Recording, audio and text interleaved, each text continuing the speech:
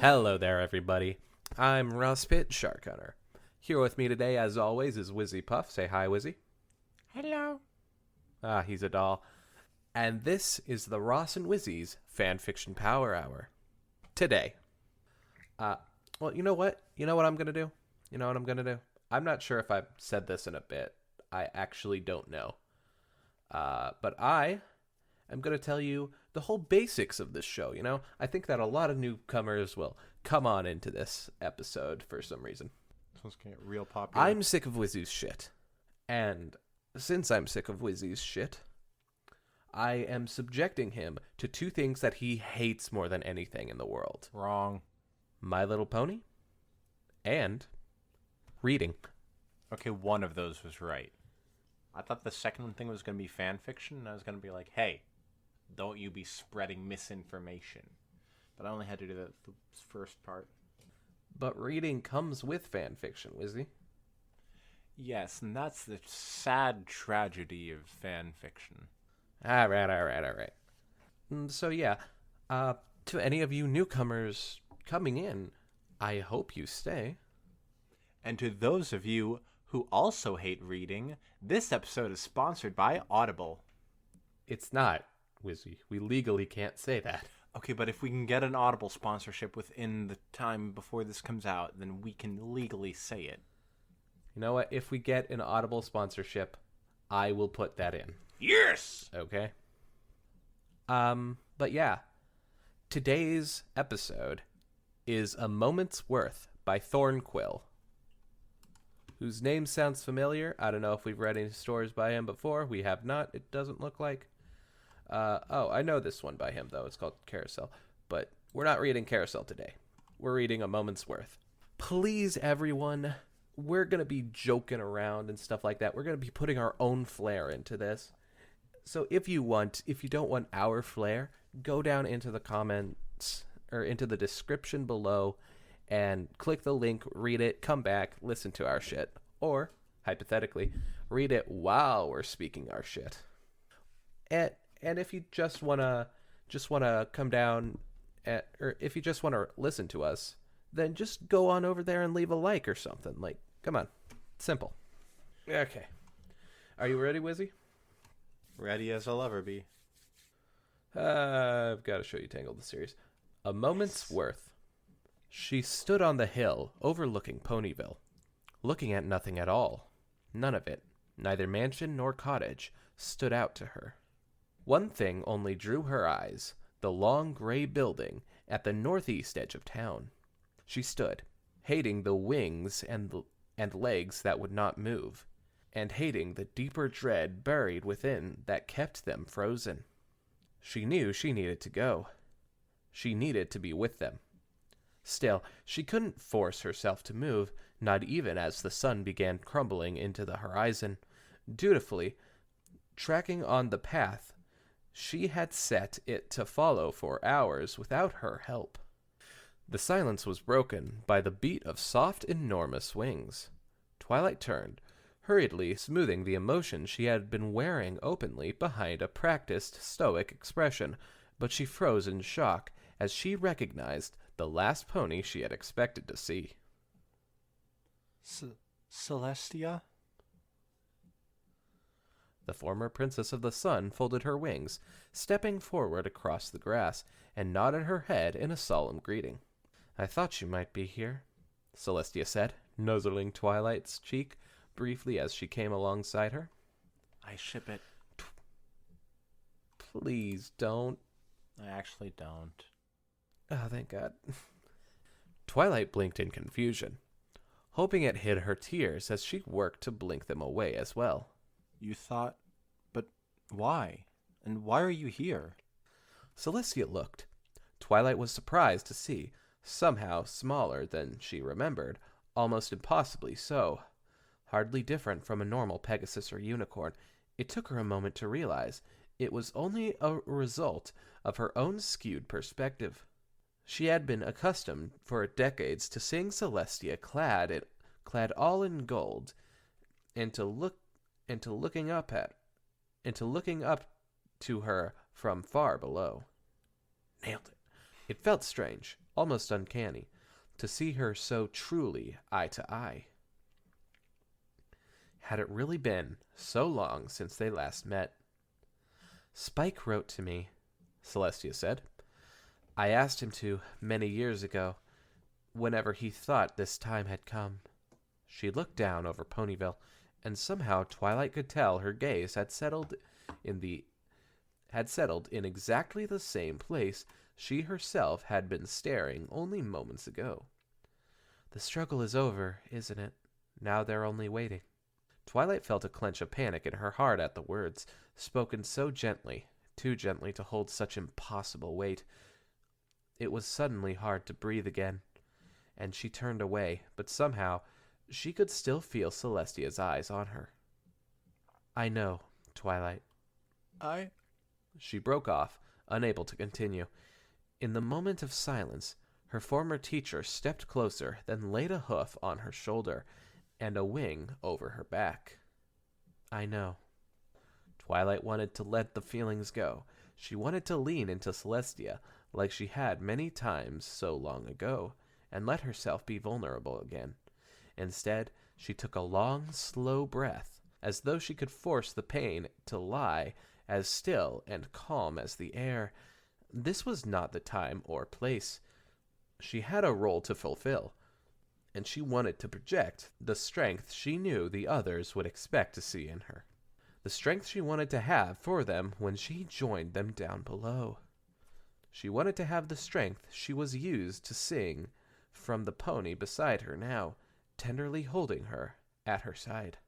You can talk to me, Celestia said, her voice soft and low and kind. Right now, there's just two of us. You can say anything you're hurting to say. I know what it is to wear a mask for everyone else, but you don't have to wear one for me, Twilight. It was exactly what she had been desperate for someone, anyone, to tell her for days, weeks. Even so, she still resisted. She almost denied her, but before she could fully rally herself, before she even quite had an idea of what to say, the words escaped in a strangled rush. I'm not ready. And the dam broke. That dam. Daniel. Daniel.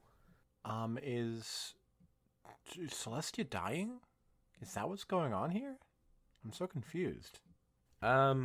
Someone's dying. I'm not sure who. Let's find out. Her chest heaved, then convulsed painfully, and her head was suddenly forced down by the enormous pressure within. It was as though something greater, even than the weight of the realm, had settled over her, and nothing she could do was enough to bear it. Restrained sobs choking her and tore at her throat, even as she continued to try and subdue them back into silence. I'm not ready, Celestia. No one ever is, Twilight, Celestia said. Through the gentleness, Twilight was surprised to hear something of her own voice in Celestia's, the quaver of pain. Somehow, it gave her back just a little bit of the calm she so desperately wanted. But I'm supposed to be, she said, hating how young she sounded to herself. She clenched her teeth in a sudden scowl, trying once more to force the unsteadiness and rippling pain back down where it had come from, to bottle it up good and tight. I should be. I've known this day was coming. I've always known the price. I've had time to prepare, is what I'm trying to say. In spite of her efforts, her voice shook, and it was all she could do to crush the roiling tide of her emotions and keep talking. I've lived this moment in my mind 1,000 times, and 1,000 times over again. I've seen it happen over and over, on nights when the clouds cover the sky, and it seems like there's no end to the darkness. And always, there in the heart of it, there was this day. I see them lying there, watching me, and I can't do anything. I've seen it over and over again, and I'm still not ready. I don't... She drove her hoof into the soft earth and felt it cave beneath her. The sod buckling and tearing beneath her strength, Strength that she would have, in that moment, given away in an instant to go back to any moment at all. Just to have more time. Or to not be here. She wasn't sure why. I don't want to say goodbye. Celestia said nothing, only tightened her hold with her wing. Why, Celestia? Why am I still not ready? Because you've asked too much of yourself, Celestia answered quietly. That's why I'm here. You've reached another marker in your journey. One you could never have been prepared to face. Not in the way you're imagining. I'm not ready to do this, and I don't want to. I can't. Twilight shook her head, and her lips pulled apart to bare teeth in a grimace of pain beyond the shape of words. She pulled herself out from Celestia's wing and strode away, unable to look at her teacher, so strong and quiet there behind her. I don't want to. I can't. She tore a long, grating gasp from the air and held it, aching to release the scream that she refused to give in to. Instead, she let the air out in a ragged breath, and when she spoke again, her words were barely a whisper. I don't know if I can. Once again, Celestia came alongside and held her with her wing, refusing to let Twilight distance herself. I know, Twilight. No, you don't understand. Twilight felt her body tremble, as though her very muscles were trying to hold back what was in her mind and heart, and the pressure was simply too great. I don't want to. Part of me just desperately wants to go away somewhere and wait. Wait until someone tells me that it's over, and I won't have to do anything. She released the words before she could stop herself. She stood in shock, almost unable to believe what she had said, that she had allowed herself to say it. I don't know if I can do it. You can choose that, Celestia said, quietly. I mean that, without qualification, without judgment. No! Twilight said, almost a snarl. She looked at her older teacher, aghast. How could you even suggest that? Why not? Somehow, Celestia managed to ask without any intonation. Her voice was perfectly, openly neutral. So cold. Let me try to explain, as best I can. I do believe you are strong enough to face this together with her, and I believe with everything boiled down to its most essential elements that you want it that way as well. But I am not here to help you make one choice or another, to tell you that something is right or wrong. I only want to help you through whatever choice you make. And it may well be that the right thing for you today is not to face this directly. It may sadden her, but there is a cold truth at the heart of this. You will be the one to carry forward the pain of this day, not her, and you can choose. Indeed, you have the right to choose what that pain will be, or try to, but soon she will be free of all her pain. I can't accept that, Twilight said through gritted teeth. I can't. After all we've been through. Yes, I know what you're saying. And maybe if things were different between any of us, maybe I could accept letting things pass me by like that. But I can't let her face this alone to make it easier on myself. That's not the right choice for me. I don't think I could live with myself. Then, as I suspect, you will do the impossible, as you have so many times before now. Celestia turned her eyes from Twilight, straightening up and looking down over the town with her as she spoke. You will go to her, and you will walk in her final steps, until she must continue on, where you no longer can. Without turning her head, Celestia glanced back to Twilight and gave her a small, encouraging smile. That's who you are, Twilight. You are someone who will always be there to help the ones who need you, to help their journey through, even when it costs you so much. But how can I, Celestia? How can I go down and stand there and just watch while she And while I won't, I'll never...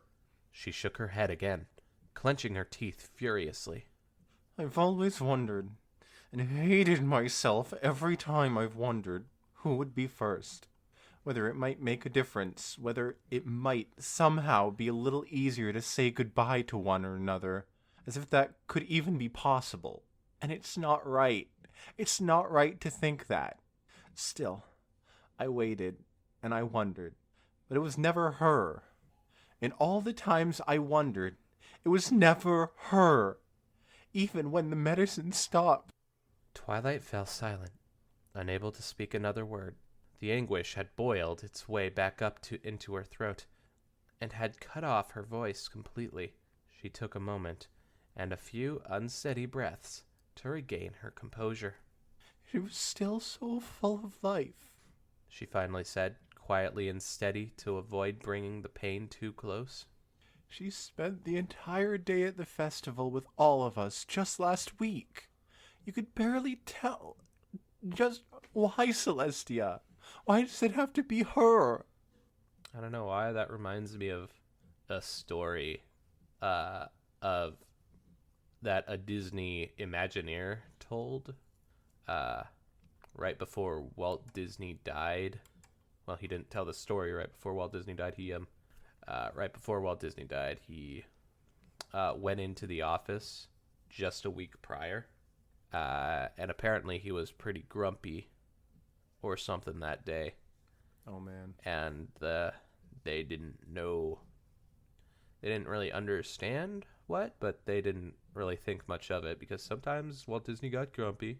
It just happened. Yeah. But anyways, that's just something that reminded me of. Okay, if it turns out that Twilight is this upset over Walt Disney, I am going to just leave this podcast forever. Why wouldn't she be so upset over Walt Disney? Because she didn't know him, Ross. What if she did, though? That would be even weirder. What if, okay, hear me out. What if there was another mirror, instead of the mirror to Equestria Girls, it was a mirror to 1940s, no, 1950s California, where Twilight becomes an Imagineer for the Walt Disney Company and helps make Disneyland. Oh my god. Okay, that could make a good fanfic, but if this is leading up to that, I am rating this story 0 stars. Quick, Wizzy, write that down. Write that idea down. This is the idea making podcast. Where the hell were we? Was it after? Why does it have to be Right, her? yep. She shut her eyes, hot tears finally breaking free, and her shoulders heaved as her breath shook uncontrollably. Once again, she asked, Why does it have to be her? Celestia didn't answer, and Twilight realized she didn't want her to answer. She didn't want any vague comforts or tired, meaningless words. In some exhausted, beaten part of her mind, she managed to rationalize that Celestia probably knew that she didn't want that. Instead, Celestia only held her and let her lean into her when it felt like her legs were going to give out. How is it? Twilight asked, when she had gotten her breath under control for another moment. That after everything I've learned and all the things I've seen, how can it be, in the end, that I really just want everything to stay the same? Because we're not really all that different, Twilight, Celestia said. From all the ponies around us, despite the obvious things that everyone fixates on and labels, our bodies, our connections to the elemental powers, our fixed place in the maelstrom of time, yet in all the ways that matter, we're not that different at all. Like them, we meet others. We experience things, find moments of joy, form bonds, we fall in love, and when time moves forward and bonds weaken and break, we grieve at their passing. This is a moment that would have come to you no matter what other courses your life might have taken, whether you became like Cadence and Luna and me, or whether your journey led you somewhere else. Celestia let out a deep sigh and pulled Twilight a little closer to her. Like everyone else, we fear the unknown that lies ahead. We fear what kind of world could exist without what has become familiar. We fear we won't want that world, that nothing will be there for us that can fill the emptiness left by what was, what will never be again. And just like them, we are powerless to stop it. Not even we, who are eternal, can spend eternity in the precious and ephemeral moment. Celestia raised her head and gazed out at the horizon, directly at the thin, flaming thread of sunlight that remained at the world's edge. I have watched so many fade away, my most dear friend. Over the centuries since I made my choice to remain and wait instead of accepting a most terrible farewell, I instead said goodbye to so many other friends and loves and wonderful cherished ponies, and not all of those goodbyes were for death. It was a strange lesson that growing apart, losing touch, the ponies I failed along the way, that those goodbyes could be somehow even more painful. But before any of that, there was a hill for me too. A hill just like this one, long ago, from which I could see the cottage where my first true friend was breathing her last. Twilight couldn't help but snap to attention just a little. She had never heard of Celestia speak of a first friend. Who? Her name was Chloris. When I met her, she tended to gardens all around the mountain village that would one day grow to become Canterlot.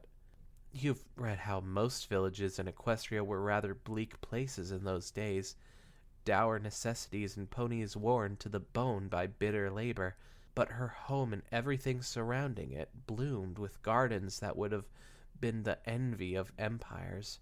In time, she built the first public botanical gardens in Equestria, and she designed and tended the palace grounds where they were built.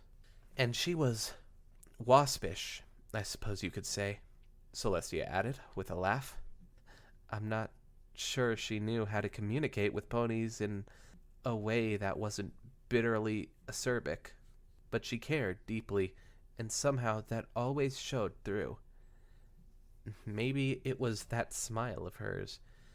Maybe it was the way she always seemed to be so completely sure everyone was better than they themselves thought they were. I'm not certain, even now, and I almost didn't go down to her at the end. So, I had a feeling this day would come for you, too. And I couldn't prepare you. But I could make sure you didn't face it alone. And how did you do that? Twilight asked. How did you keep going to them, over and over, just to watch as they left forever? Celestia smiled, the saddest smile Twilight had ever seen her give.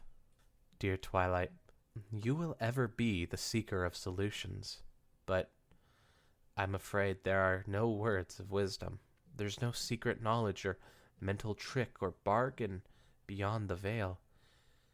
There's only what you have always done. In every challenge you have faced, be there and endure. It's that easy and that hard. One of the hardest things, perhaps, you will ever do. Twilight stared down at the long gray building. Her eyes finally seemed to have gone dry, though they stung in the crisp evening air. She didn't feel better so much as spent. It never felt real. Back then, back when everyone had gone home, and I was trying to figure out how to sleep with these stupid things crowding my bed. She surprised herself by giving a short, dry laugh, and shuffled her wings on her back. Even on that first night, I realized that if I really had become like you, I might outlive them. But it seemed so far away. It was something that would happen to some pony else. We all had so many years ahead of us, so many chances, so much time to spend together. Her face fell, and she blinked. as though it had only just occurred to her when she added, There was really no time at all. which is another thing we will always have in common with all other life.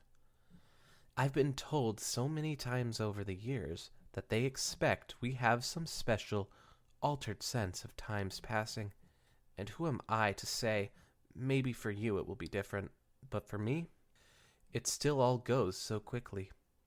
I find over and over I get settled into a routine and just live out the days like everyone else. It's such an effort to look out far to the horizon. Yet, even so, I still believe the value in looking to that distance is limited. Life is happening now, all around us. We miss so much of it. It seems a shame to miss even more looking down over it, all from a mountaintop. Up on the mountaintop. Click, click, click. Down through the Down from the volcano chimney comes old Saint Celestia. Nick. Doesn't really work. Are you really one to talk about mountaintops? Twilight asked, jerking her head towards Canterlot with a shaky, wry grin. Bleh. I was speaking metaphorically, Celestia said. I don't get these affecting an air of- references. Canterlot is on a mountaintop. Oh, is it? Yeah. Oh, I didn't realize that. You of all people should know. Why? No, good point, Celestia said, affecting an air of indignant primness. Twilight felt glad she could laugh in response, a real, honest laugh, however soft. For a few moments they simply sat together, and Twilight felt her breathing grow steady as the pain receded to a small whisper.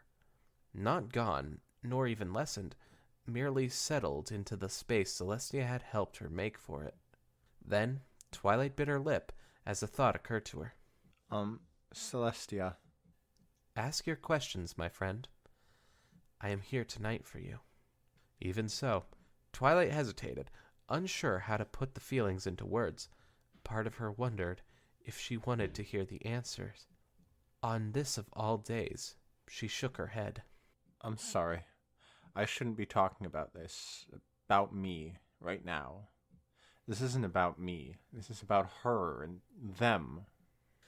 I wonder if they're not actually going to reveal who it is. That would suck.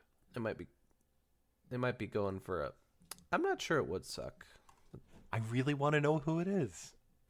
All right, well, you just reveal who you think it is. Like, Okay, I'm guessing it's Fluttershy. I actually was guessing Pinkie Pie, but that's good too. Same voice actor, I guess. Is that? Yep. Huh. And Rainbow Dash and Applejack are also voiced by the same person. What? The same person is dating themselves? Yep-a-rooney. That's insane. Yep. Twilight, there is not a wrong way to experience grief or treat the wounds it inflicts. And you cannot care for your friend if you do not care for yourself. Twilight blinked, then gave Celestia a quick mock glare. Isn't that a little cruel, Celestia? Quoting my own letters back at me? Ugh, got her. I have found it an effective strategy in the past. Twilight laughed again, but it turned dry and brittle, crumbling into nothing when she returned to the question that had stopped her. Have you ever felt that you couldn't do it anymore? After so many deaths, has it ever gotten to be so much that you didn't want to meet anyone else? So you wouldn't have to keep losing them over and over again? You really have heard some stories over the years, Celestia said, not unkindly. And I can certainly understand how it might seem that way, especially right now. From where you now stand, it looks like a bleak future, full of so many partings that you wonder how I can carry them all.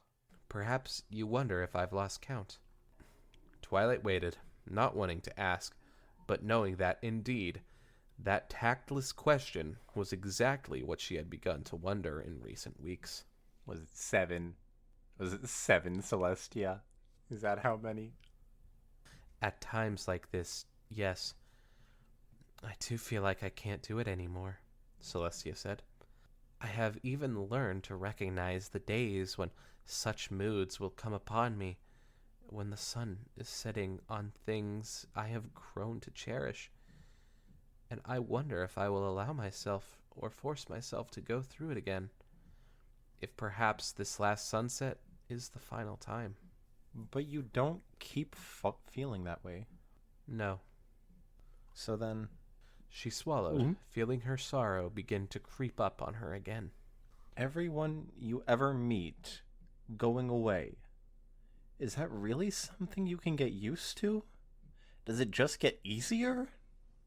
For several seconds, Celestia mused over her answer, chewing just barely at the edge of her lip.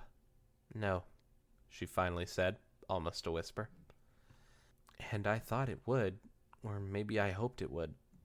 When the 2nd century began rolling into the 3rd, I really did. But when generation after generation passed, and all those friendships became special in their own ways, no, it does not ever get any easier. Then why? Twilight looked down at the grass, into the moist black soil she could see lying beneath it.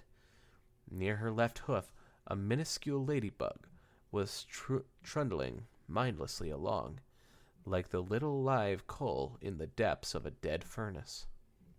Why do you keep starting the cycle over?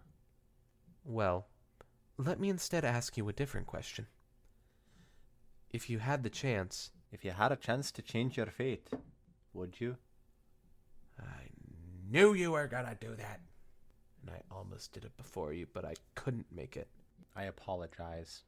Would you trade away the moments you had in the past to erase this present sorrow? If it was possible, would you undo the meeting of your friends and write a different life for yourself absent them in order to avoid this cost? Well, as princess, I couldn't possibly, Twilight said, flashing Celestia a shaky smile. We've established several times over that the cohesion of our friend group was not only beneficial to us, but crucial to the survival of the entire nation, with almost ludicrous serendipity. So at the very least, as your successor, I couldn't in any good conscience put every pony at risk for my own sake like that. Celestia rolled her eyes in a way that said she knew perfectly well Twilight was not only stalling, but feigning it in a deliberately poor manner to stall further. We are not speaking as princesses, Twilight. We are speaking as friends. But if you're going to insist upon being recalcitrant, then simply imagine you could set the terms. You could make it so all of our nation's trials and threats resolved into roughly the same favorable outcomes. Would you do it? You know I wouldn't. Why not? Twilight glanced over at Celestia, surprised to feel a flash of something almost like irritation. Celestia was gazing back at her with a coy expression, now looking perfectly like the mentor Twilight had grown up with, putting some sly new exercise to her student in the classroom. Twilight was hardly in the mood for it. Was this really the moment for a philosophy quiz of all things? Wait, if you want a philosophy quiz, then you just need Discord. Oh, that's true. Dab. Coming soon, maybe. The problem was, that sort of approach still worked on her, and they both knew it. Almost by instinct, the analytical part of her mind had already started threading ideas together into an answer, reaching back through all the information it could find and sorting it together before her. A balloon disembarked amidst a whirlwind of annoyance and fear, but deeper below. Uncertainty and vulnerability, the sense of being alone and unsupported in a strange place, the gestures of welcome, the smiles that had slowly broken through the shell she had built, shared doubt, joy given, fears conquered, games, celebrations, regrets, shared to the chirping of crickets and the crackle of a burning log. The taste of bright, tart ginger in a cold drink, brought and shared on a whim in the scorching heat of a strange city. Quiet nights, looking up at the stars until the air was too cold to bear. The sharing of a scratchy blanket. And the fights, yes, even the fights came back to her as something she would trade this moment of grief for in an instant. With a small glimmer of amusement, she realized that in a way she had made that trade, just the other way around. The memories, no, not even memories, the accumulation of all those moments, experiences they had not only passed through, but created, had been woven together second by second until they crystallized, set in time for eternity. They were immovable, unchangeable, irreplaceable. There, even if she could never tread back to them. The elements and fragments of time they had built together were part of what had become the whole of her, the whole of each of them. And even in the midst of her grief, to Twilight they were more beautiful than anything in all their adventures that they had built or changed or wondered at. Yet still, the recollections only seemed to dig the blade lodged in her heart a little deeper. I suppose you want me to say because it was worth it, Twilight said, and she was still genuinely torn whether she truly felt the answer or whether she merely thought it was the right one academically. And in a way, I know it was worth it. If I was given some incredible wish like you're describing, no, I wouldn't change it. I would want to do it again. If I could. But that's just it. I'd want to do everything that's past over again. Not try to redo it with other ponies. I'd want that younger version of myself. The one who hasn't even imagined this yet. It was worth it. But that doesn't mean it feels like it was worth it right now. Right now it feels... It feels as if the pain is all that exists, Celestia murmured, and that it's all that has ever existed. Eclipsing and corrupting the light of those times you don't want to trade away. Yes, and I don't know if I can try to just do it again. Or if I want to. Not like that. So it has been for me. Nearly every time I've said goodbye, I thought it would finally, utterly break me. I have thought many times that I wouldn't be able to try again, carrying the weight of those who have gone. Then Celestia smiled. An expression seemed to show as much amusement as sort of playful annoyance. And then, as though I haven't learned to expect it over and over, there has been the meeting of some pony new, some bright new smile and eyes shining with the wonder and beauty of all the world, striding through the daylight without knowing what awaits them, looking for the place where they belong, looking for friendship. That's what ponies misunderstand when they guess how it must be for us, we who stand outside of time. We don't live carrying its infinite magnitude, and with all the loss and grief in perfect clarity, as though it had just happened. And you yourself have already realized we live in the smallness of now, and it flits from one moment to the next. It is perhaps the most important thing we have in common with other ponies. Just as it heals them, time heals us as well. Twilight took a deep breath, but felt her head and shoulders sag. She felt utterly exhausted. She hadn't even begun. Her friend was still waiting for her. She still needed her. So that's what you're here to tell me. That since I'm immortal, I really will just keep losing everyone I grow to love and care about, over and over. And, Celestia admonished, that you will never do it alone. Even if I should one day be gone too, Twilight, you will find others. or if you try to be stubborn about it, others will find you. And they will enrich your life in ways entirely unique and unimaginable to you. Celestia both pulled Twilight closer and nudged her with her shoulder, encouraging her to look up again. If there's one wonderful, wonderful thing I have learned from all these centuries, it is that somehow I have never loved or been loved by a pony in quite the same way twice. There is a richness and depth beyond measure in these relationships, Twilight, and I promise you from experience. If you allow to keep getting to know the incredible pony you are, they will teach you so many wonderful things in turn. There is not time enough in eternity to get to know them all. Thus do we live surrounded by the fullness of life and companionship. We live to share in the infinite wonder of all those lives, all those experiences, all those little moments where nothing seems special, making them somehow the most special of all. It is that which makes it worth it. It is that which makes it worth the pain. And the funniest thing is, they really do seem to have ways to keep finding you, just when you don't know you need them.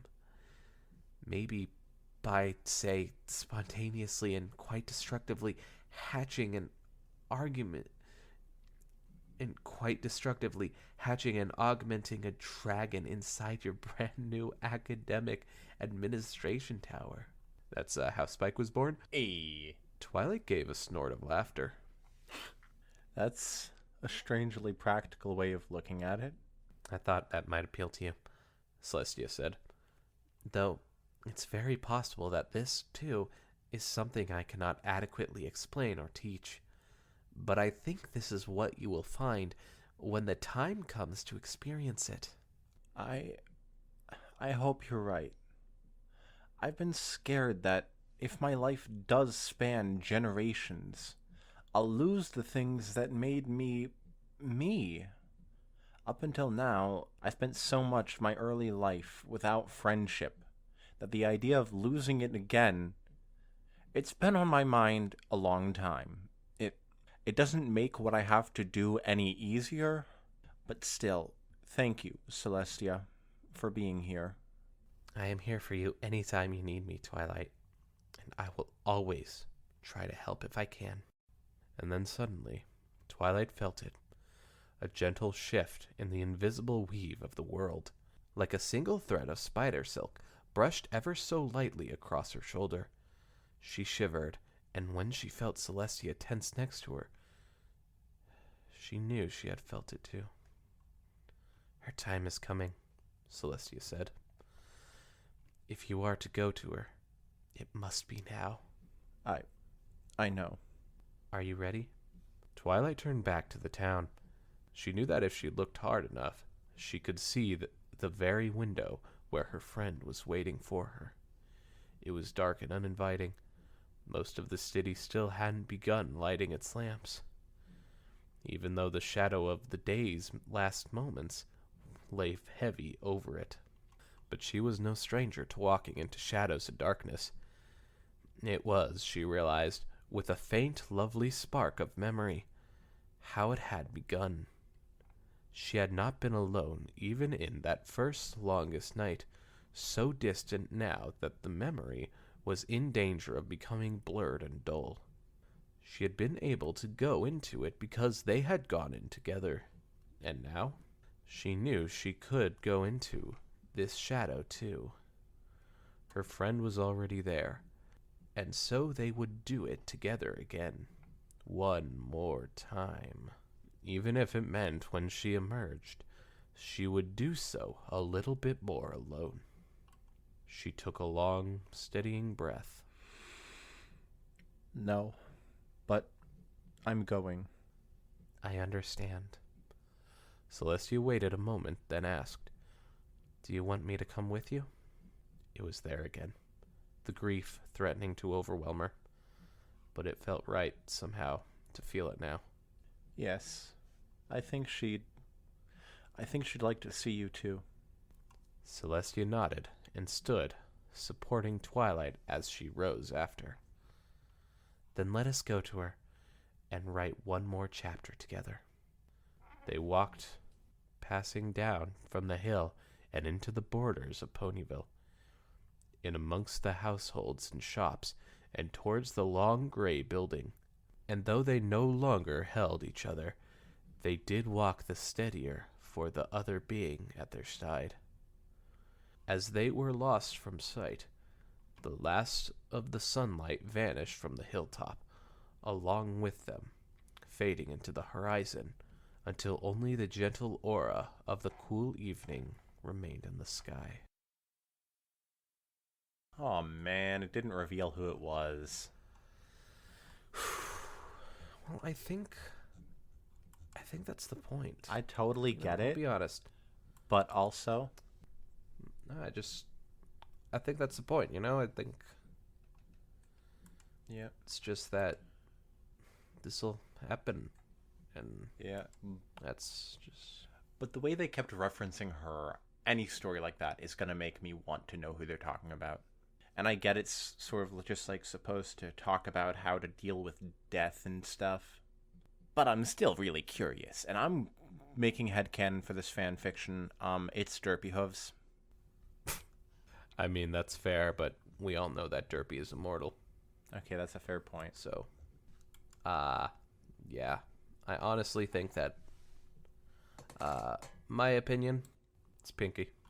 I love my girl, but Good guess. she's always the one I would say should die. If anyone was ever to die, that's always the one I go to. And I adore Pinky. She's my second favorite of the main six.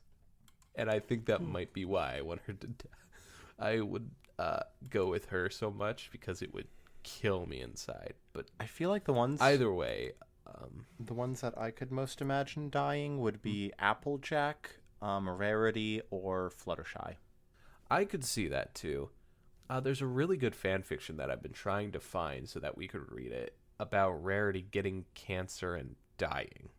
Oh, it's just like in the Spike X Rarity one we read. Yeah, but this one's better.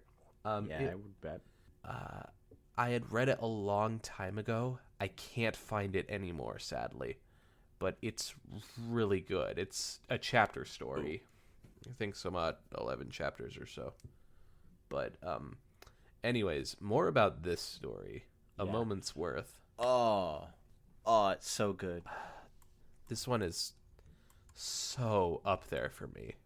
Yeah. I don't know how up there it is, but I just really, really loved this one. Yeah, it's played out so well.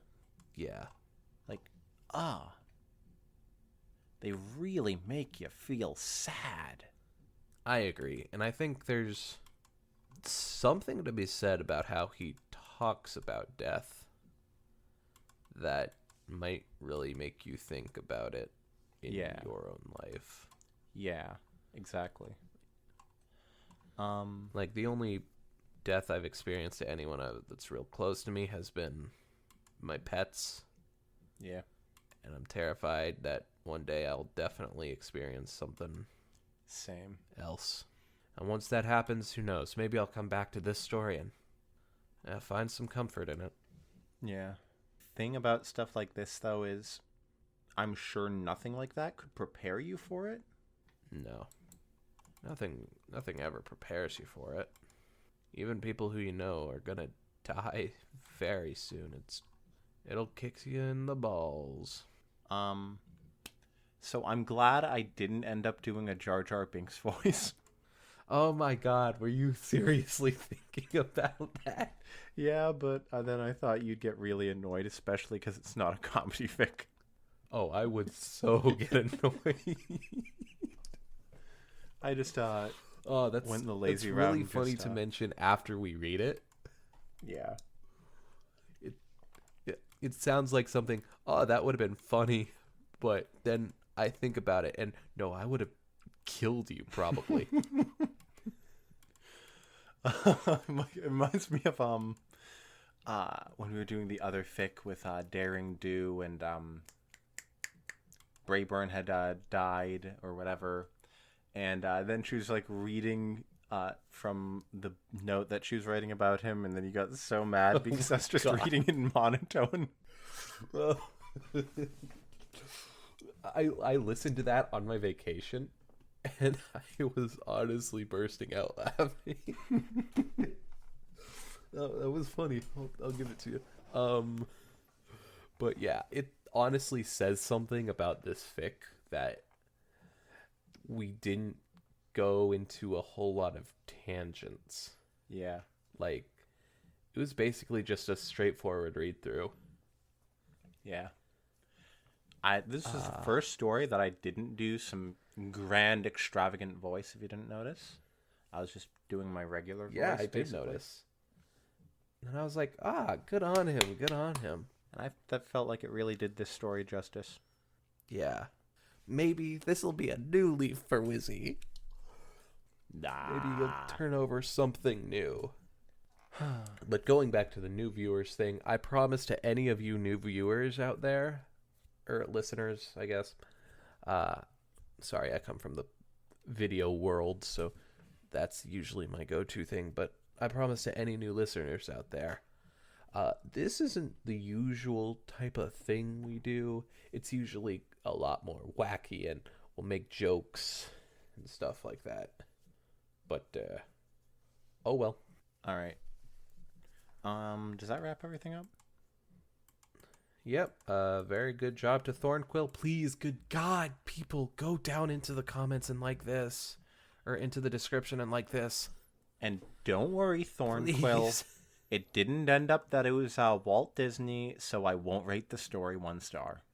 It still could have been. It was still her, though. Maybe gender in Equestria is just different. Wouldn't that be good? But yeah, thank you everyone for listening. This story made me cry somewhat, so I'm gonna do more of that. Wizzy, what are you gonna do? I'm probably going to be talking with Ross about fics that we need to do in the future. Righto Spido. So everyone, goodbye. I'll miss you. See you on the next Ross and Wizzy's Fanfiction Power Hour. Please, we need more listeners. We need to get that Audible sponsorship soon. Bye.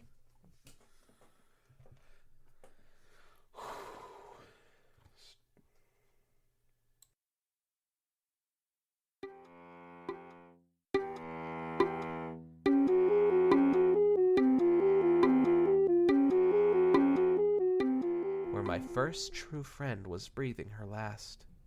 Her last what? Jesus Christ. Excuse me. Oh, God, I taste that. Ugh. Ugh. Ross, take a sip of your water. I should. If I only had some. I do, it's right here. Okay, good. Okay. Ugh. That's something we gotta cut out.